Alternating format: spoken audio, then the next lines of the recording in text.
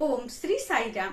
परम आराध्या परम प्रेममय परम करुणामय प्राणसखा भगवान को चरण कमल रे कोटि कोटि प्रणति जणई आरंभ करिबा भगवान कर अवतार बाणी। भगवान आमको कौन संदेश देउछंती आसंतु सुनिबा। घरे शांति न थाई रास्तारे ओ गाँर शांति पाई आकांक्षा करिबा समस्तंक पक्षे निरर्थक।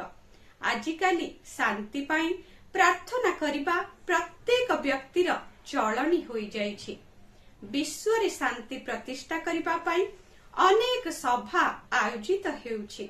हातरे परमाणु बोमा धरी लोके शांति पाई चित्कार करुछंती। चंद्र को यात्रा करले मध्य शांति मिल पारिबो नाही। शांति तुम भीतरे ही अंतर्निहित रहिछि।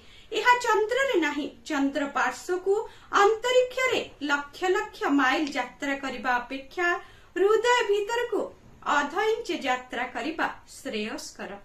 शुभ सकाळ, आपणक दिनटी मंगलमय हेउ। जय साईराम।